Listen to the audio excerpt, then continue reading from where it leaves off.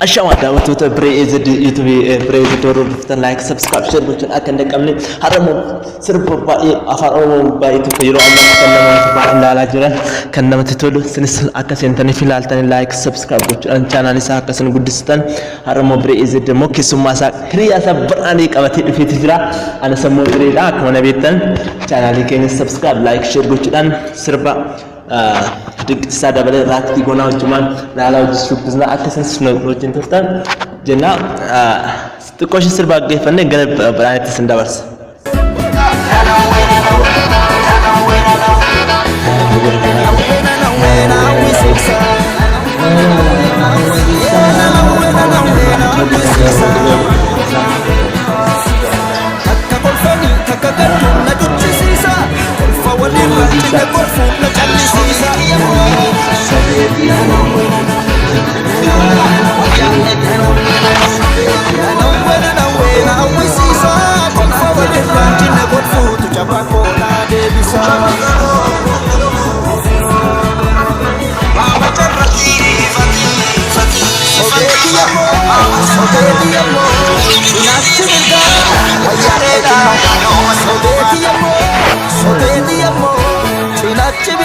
Haye akkuma raaktii goonu viidiyoo har'aa kana keessumaa koo riyaan qo'an badhaane sirba dinqisiisaa dabalee kana jiru ammaatti baay'ee uummata Oromooti sirba bareedaa qabatee kan dhufedha. Isin yaada keessan akkamitti sirba kana ilaaltaa jirtu akkamitti akkasiin jajjabeessitan mee uummata keessatti mee nuuf ibsa.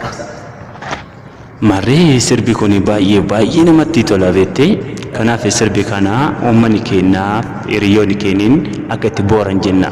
Sirba dinqisiisaa dabalaa kun baay'ee sirba nama hamatuu danda'u sirba yeroo baay'ee bakka hiriyoonni keenya dhageeffatanii bu'aa baay'ee irraa baratanidha. Kanaaf sirbi kun dirqama ijoollee keenya hiriyoonni keeniin nama kamiyyuu bira ga'etti laallamuu qabaa siin jedha. Haye daawwattoota Breezid akkuma isin beektan sirba dinqisiisaa dabalee yeroo ammaatti kan fataa godhaa jiru muuziqaa hedduu seenaa Oromoo qabatee kan dhufedha. Xiqqoo ishee daawwannee walitti deebina.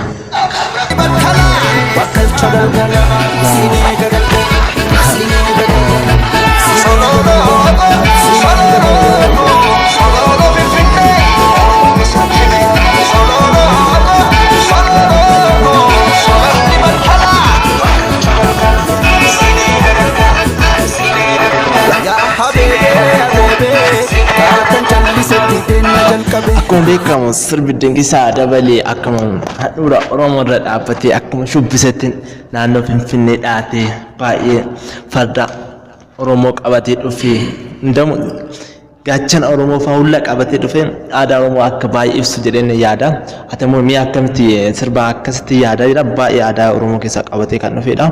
Mee atoo mee yaada akkan sirba isaati irratti mee yaada akkamii fa'aa qabdame? Marree sirbi dinqisiisaa dabalaa baay'ee namatti tola. Aadaa keenya guddisuu irrattis baay'ee namatti tola.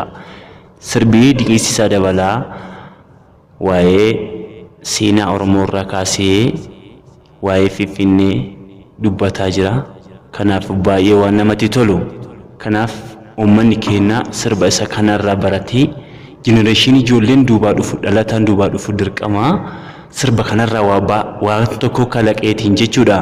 Sirba kana boruu baasuu danda'a akka isaa kanatti jechuudha bakka bu'eetiin. Kanaaf baay'ee namatti tola. Kanaaf uummanni keenya hiriyoonni keenya subscribe nu godhaatii like share nu godhaa jechuu barbaada. Hayya amma sin faana tura sirba masaa dhaggeeffannee finna.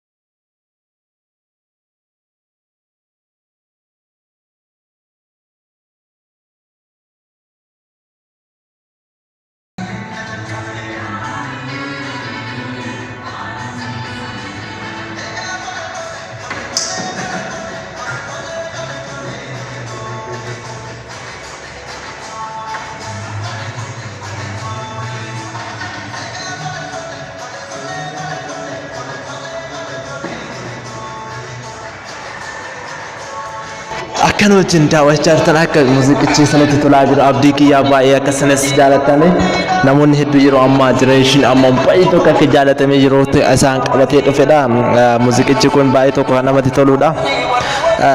Anis keessumaa rakkoo kan qabadhe muuziqaa kana irratti baay'ee tokko kan dasna jedheef baay'ee tokko natti kan toledha. Anis immoo yaadatu isaa akkasiin jiru YouTube Praise like gochaa gara biraatti sin dabasa. YouTube muuziqicha asirratti ilaala. Kanaaf sirba kana akka seeraan nuuf daawwattan isiniin jenna. Kanaaf sirbi baay'ee jaalatamaadha. Sirba haarawaa bahee jechuudha.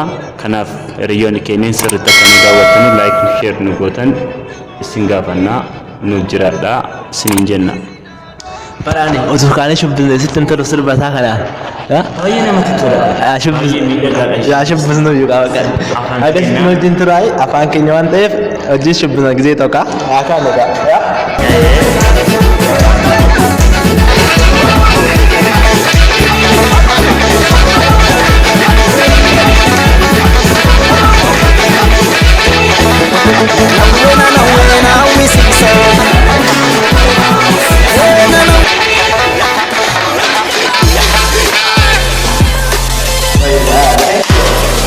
Praise YouTube kenya akka like subscribe share gochuun akka